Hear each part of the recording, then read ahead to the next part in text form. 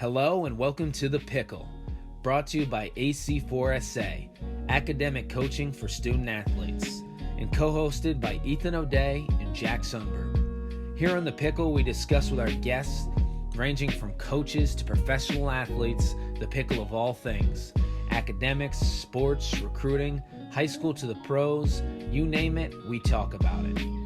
Our goal for the podcast is to give people insight into the sports world and student athletes' perspectives by sharing current and former athletes, educators, and coaches' real-life experiences.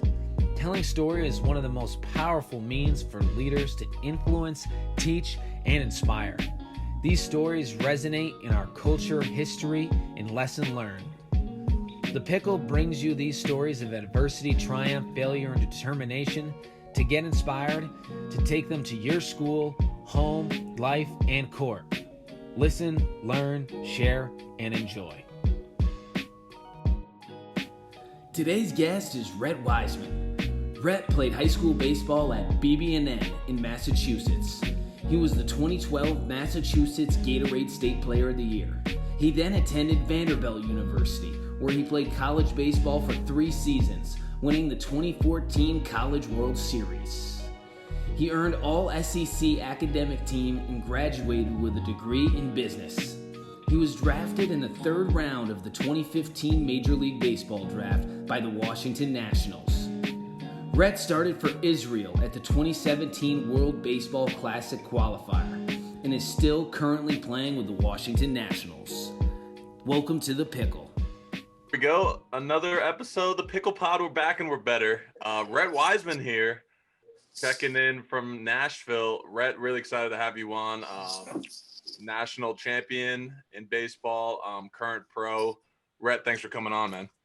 Ethan, Jack, thanks for having me, guys. I'm excited to get on the Pickle Pod. Yeah, no, excited to have you. I'm excited to hear your perspective, being a collegiate student athlete, obviously being at Vanderbilt, which is not an easy school. So Ethan's going to start you off with a rundown, which I know you're familiar with baseball. You probably get a lot of them, probably get picked off quite a few times in your career. So it's just a list of 5 questions just to let our guests get to know you a little bit better. And Ethan, go ahead, hit them with it. Let's do it. All right, the rundown, here we go. 5 rapid fire questions. Number 1, dinner with one athlete. Jack Sundberg. Wow. We haven't had that one yet. How many dinners have you had? Not enough. Literally not enough. All right, let's keep this rolling. Number 1 thing on the bucket list. Skydiving. Oof. There you go, Ethan. Ethan would never go skydiving. Not doing it. Jack, I know would. Yes. All right. Favorite movie of all time. Good Will Hunting. Oh, yes. Boston guy, definitely expected that, actually. How do you start your day every morning? What's the first thing you do? Start my day. It's kind of a new routine I got going, but I start my day with a little veggie fruit juice, homemade in the juicer. Nice. Wow. Jack's a green juice guy too, aren't you? Yeah, I am. He just drinks them. I just drink them. Got to drink them. Can't eat them. Just drink them. Yep. All right, last one here. First quote that comes to mind. Get it done. Who's that by? By me. Someone should really, Yeah. Everybody on Instagram loves their quotes these days. I'm not one of those guys. Yeah, no. I mean, someone should really TM that. I mean, get it done. Do your job. Maybe like a Belichick one. I love that one. That if I had thought about this before, about that question, I would have said, do your job. Yeah, that's a good one. All right, man, you made it. That's the rundown. You did it. You made it through. Let's keep this rolling. Keep it rolling. So it'll be good because our guests will have an idea of who you are already before we ask these questions. But, obviously, we'll just get right into it. So you played baseball at probably the highest level of college baseball. You played SEC baseball. You guys are going to the College World Series every year. But at the same time, you're at Vanderbilt, which is, a very heavy academic oriented school. So talk a little bit about your experience on the field and how it affected off the field, your academics, and just sort of dive into that a little bit, and we can talk about that a little bit more. Right. So, Jack, what you just said there, you said how my on-field performance affected my academic performance. I would tell you that my academic performance had a much greater effect on me on the field than vice versa. And I say that because at Vandy, Vandy was a situation where everything was about competition, right? So we're competing every day at practice on the field, but when we go to the classroom, we're around some of the smartest kids in the country, normal students, non-student athletes, and they want to win, right?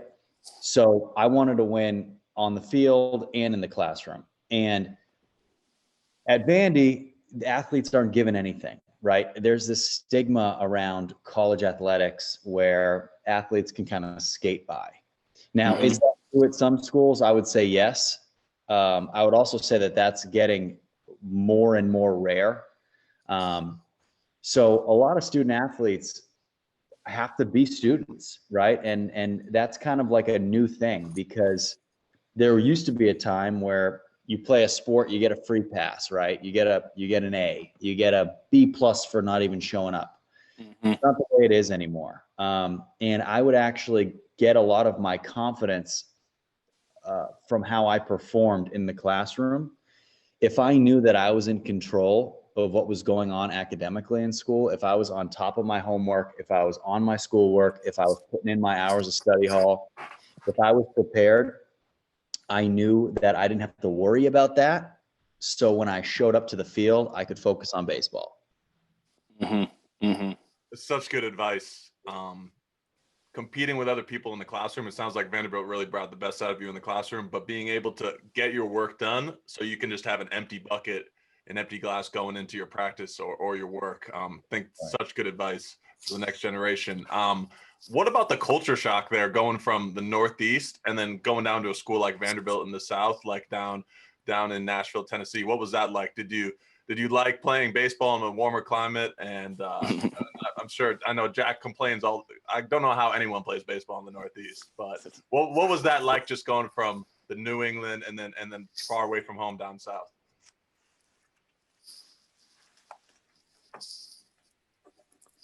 He's frozen, huh? Oh no, he froze. Oh no, he froze. You're gonna have to really cut this up.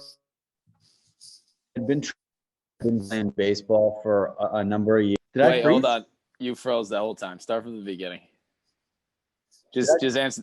I froze? Yeah, just right just after answer it right now. Question. Yeah, we can go from here. Go ahead. Can you see me now. fine right now? Am I good? I mean, you're a little choppy, but hold on. Want me to hotspot? Yeah, let me hold up. I'll stop recording, then I'll go again. Hold up. All right.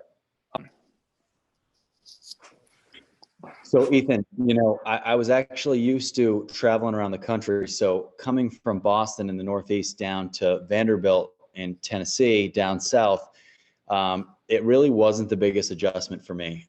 And so I was used to traveling around. I was used to playing baseball in different places. I think the biggest adjustment for me, that was the hardest part of my transition, was being able to manage, a 15-hour class schedule a week with what's felt like a 100-hour-a-week baseball schedule, and being asked to, perform in the classroom, on the field, in the weight room, while at the same time making new friends, meeting new teammates. I think if I had a little bit of a better approach to my time management, it would have been a lot smoother transition for me than anything else. No, I think, I mean, you're hitting a lot of great points on the head here. And it was funny how you talked about the beginning. It was like how you did academically made it so much more easy for you on the field. And I think that happens a lot with guys. They go and they struggle in the classroom, and it affects how you play in the field. And then when it affects the way you play in the field, then it affects everything else. Because then socially you're not having a good time. It's just all over the place. You're just having a bad experience because you're struggling in the classroom. And our next sort of question for you was, talk a little bit about, Vanderbilt is, I'm sure the regular GPA to get into Vanderbilt is like a 3.8, 3.9 with your ACT and SAT really high. So how did your grades coming out of high school affect getting into Vandy? It's a great question, because a lot of people, guys, as you know, think that, oh, well, I play sports, I don't need to get good grades. Or they might get good grades and then maybe they commit to a school and say, oh, well, it doesn't matter for me now that I'm committed. And that is so far from the truth.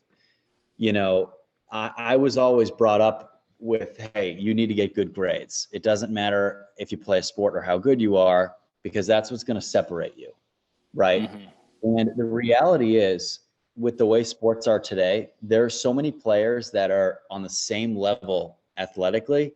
What separates them is who they are as people, but also how are their grades. A coach is 100 times more likely to go after the guy who, might run a 4.3 but has a 3.2 GPA, instead of the guy that maybe runs a 4.28 and has a 2.0, right? Mm-hmm.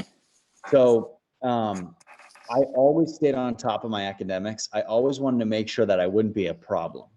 And, come to find out, even when you commit to a school, they're still getting those, semester transcripts. They're still getting those quarter transcripts to make sure you're still keeping up with the work. I mean, you guys know, playing for a coach, what would be worse than seeing you give a commitment to a player, and then as soon as you give a player a commitment, all of his grades start dropping, his work ethic starts to fail. He stops lifting in the weight room. It's all the same, right? Mm-hmm. It's all sort of coasting. So I always made sure that I got good grades. I studied for tests. I did my homework. I showed up on time, and I did my work and made sure that I was always on top of everything academically. Yeah.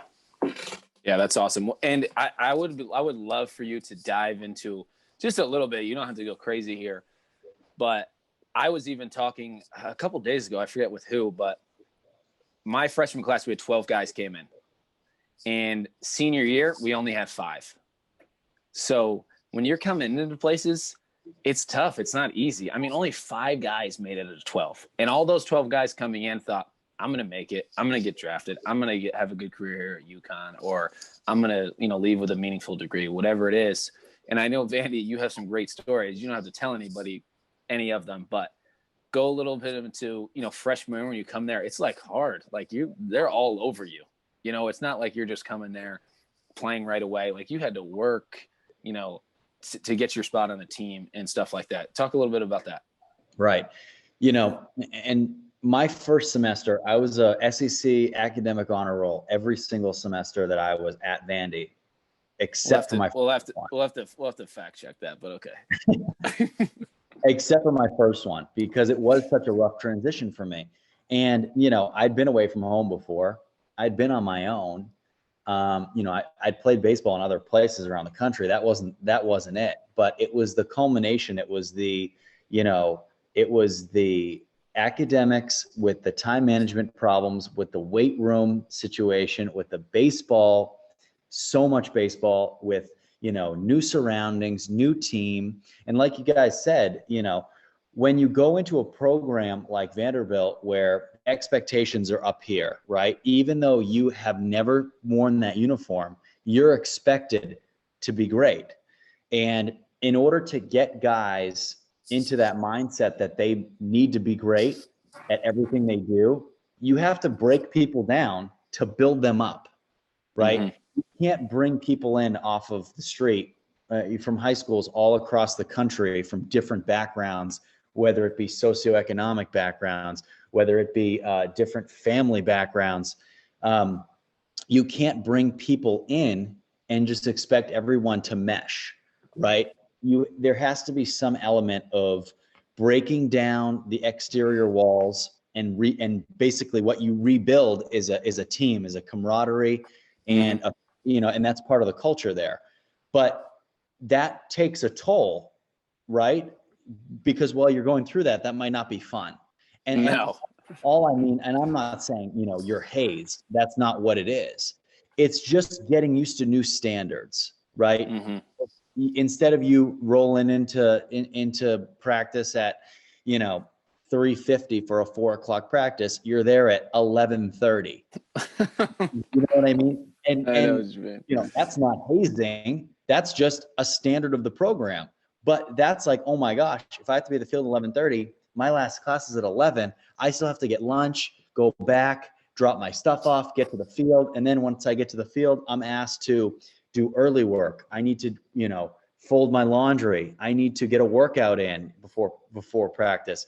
So that stuff, you don't know it, but that it's preparing you to be great. It's preparing these expectations to be reached, but exhausting.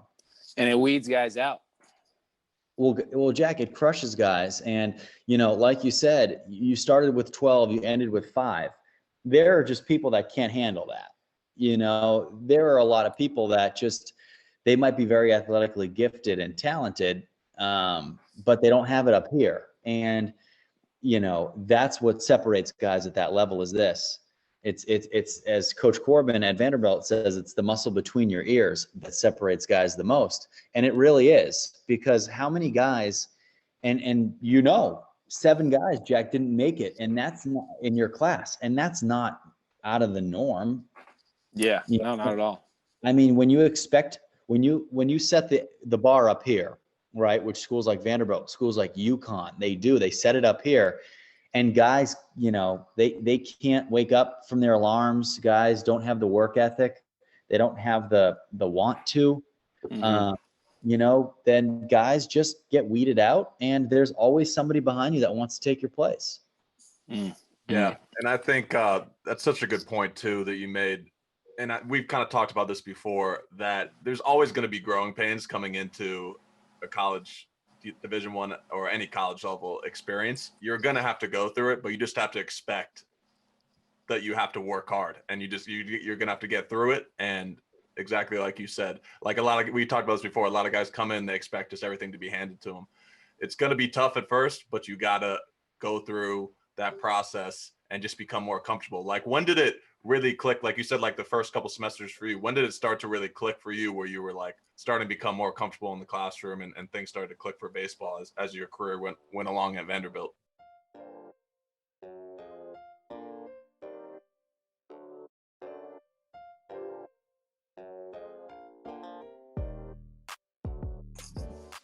So Ethan, it's a great question. I had such a rough semester, my first semester, academically in the classroom. I had a really rough semester baseball wise. So really, when I went home for Christmas break, that first winter as a freshman, I said to myself, listen, you're not going to make it here. You have to make some serious adjustments on the field. You got to make some serious adjustments in the classroom. And that's what I did. I changed up my swing. I changed up my approach. I created a better way to succeed in the classroom. And I made a promise to myself that I had to be better, and I needed to fulfill that. Yeah. No, I mean, it's good just to have a conversation with yourself, but it's so tough for a lot of guys to be able to do that. And I think, even making that realization that you weren't going to make it if you kept on this path. And a lot of guys, stay on that same path, and, sadly, some guys never make it. And some guys are like, I've been doing this for so long, this is what got me here. Or like whatever, the way you were doing things, whatever it was in high school, you're like, I'm going to keep doing what I know. Like, it's not me, it's the coaches, it's the other play. Like, you start playing the blame game. If you have that conversation with yourself or just be like, listen, I got to be flexible and make a change. Exactly. I think that's amazing advice. Love that. Ethan, that's unbelievable that you said that, because that's the whole problem. There's just no accountability, right? It all comes down to accountability. And if you can't hold yourself accountable, then you can't ever get better. I mean, we're all going to face failures, right? We're all going to face times where we think that things stink. It's when we can look at ourselves honestly and take accountability for our actions and change them, or if we're not succeeding, it's nobody's fault but your own. Mhm. It's nobody's problem but your own. No one's going to help you. It's up to you, right? Especially in a sport like baseball where, when I'm in the box, it's just me, right? If I'm playing basketball, I'm taking a shot. I'm the only one taking the shot, So there's no excuses. Get it done, and it's on you. And do your job. Do your job. Do your job. I forget where I heard this. Sorry, I'm just going to keep going with this, Jack, because I love this. Go ahead, ride. I forget where I heard this recently, too. If you treat everything, or I forget how would I say this? If you treat everything like it's your own fault, like if you put everything on yourself, like if you start taking that accountability, you have this sense of freedom. Like I forget who said this, who said this to me or where I heard this, but I was like, wow, that's like, once you start, you're like, listen, this is my fault. This is my fault. I got to change it. It gives you a sense of freedom. So yeah, I'll leave it at that and I'll let you keep going, Jack. Right. Yeah, no, that's so true. So true. And it can go a long way for a lot of guys because at the end of the day, it's your career, it's your major, it's whatever you want it to be. You can use the people around you to help you as much as you want, but at the end of the day, it comes down to you. Rhett, this is a good one for you because, you're drafted as a junior, right? So you didn't get to finish your degree while you were there. Right. And, you came back just recently, I think last year or even maybe this year, but mostly last year, you came back and you made a decision to go back to school and get your degree. What was the decision for you to go back and get your degree and why? What were some driving factors? Talk a little bit about that. Yeah, Jack, you put 3 years into something and you bust your butt and you only need one more year to finish. Why would you not finish? Every year that you're out of school, it's harder to go back, right? Your life's changing. You're getting older. You don't need it anymore. You're not answering to the people you used to answer to, right? Nobody cares. Nobody asks you about it. It's easy to not finish it up. And you worked your butt off for 3 years to get there. So it wasn't even an option for me. I put so much time and work into getting it done. I wanted to get it done. And being a pro baseball player, MLB makes it easy. So, Rhett, talk a little bit about, the reason why obviously you wanted to finish your degree and obviously a great choice.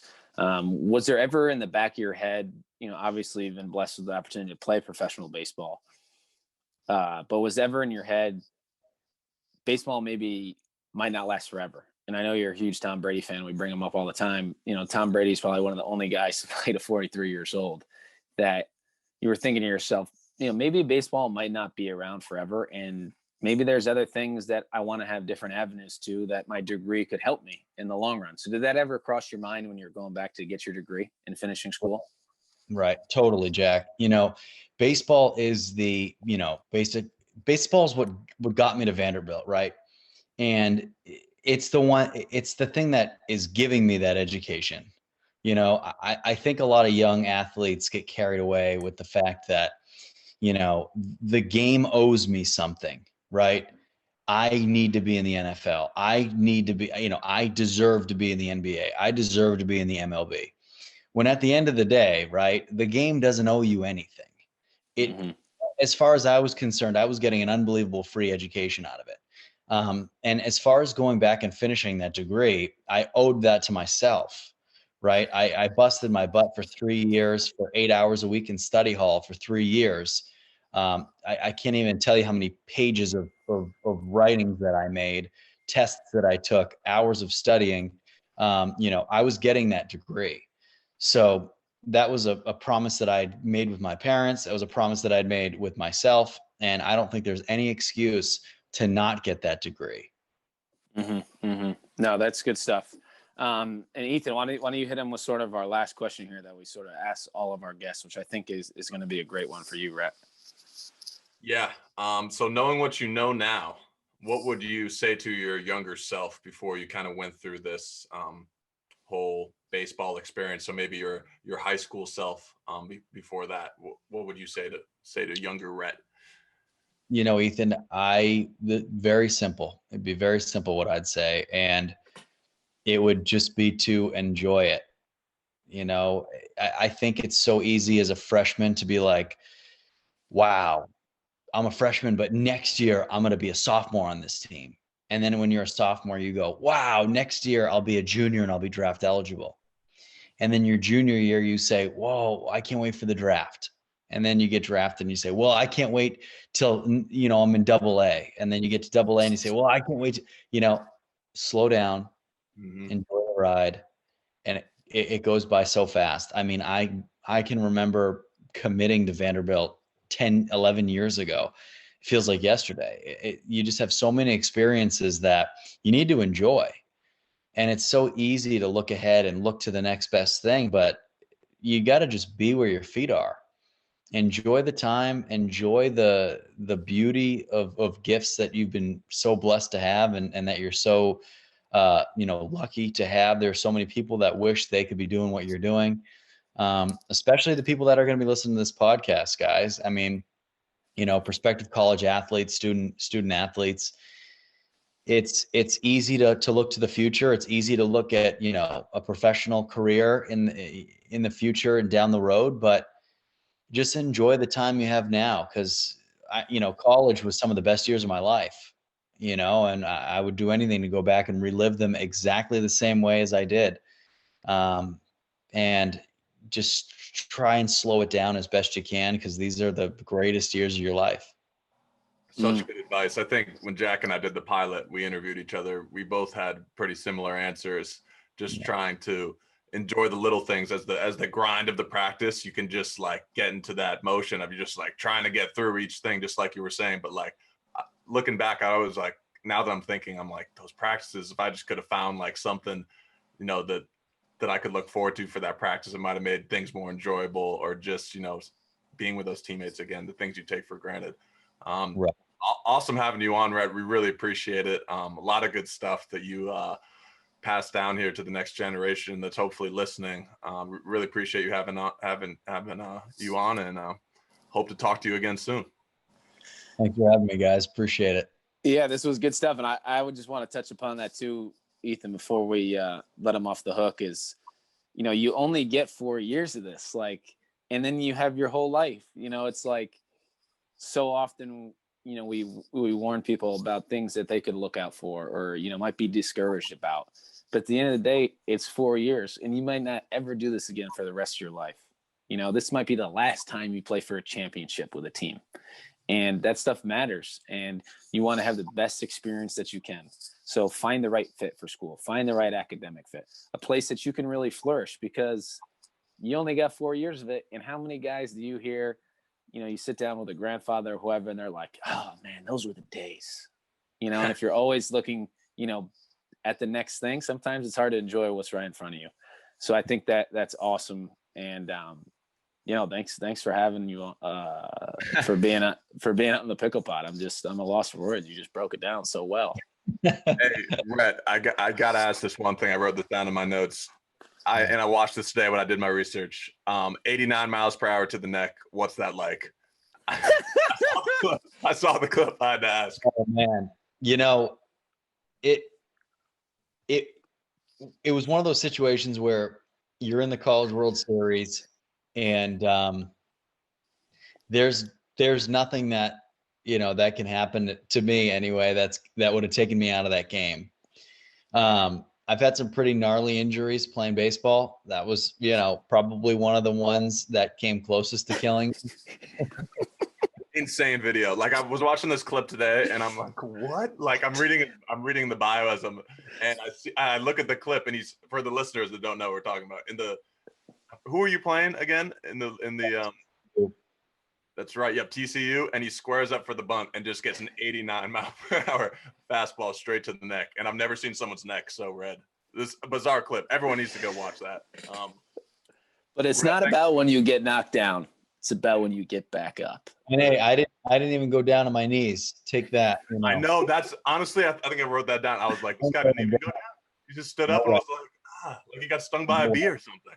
You know, I thought we lost all the New England of him, you know, when he went down stout, but at least he's got a little blue collar in him. But this was awesome, man. I appreciate you coming on, and I think you've definitely shed some light on some great stuff here. And, maybe, like Ethan always said, maybe we can do like a 3-way podcast sometime. Maybe we can have you come on and ask some questions. For sure. All right. Appreciate it, Rhett. Thanks, guys. Thanks for tuning in to The Pickle, who is brought to you by AC4SA, academic coaching for student athletes, whose goal is to use the power of sport to unleash the athlete's potential in the academic arena.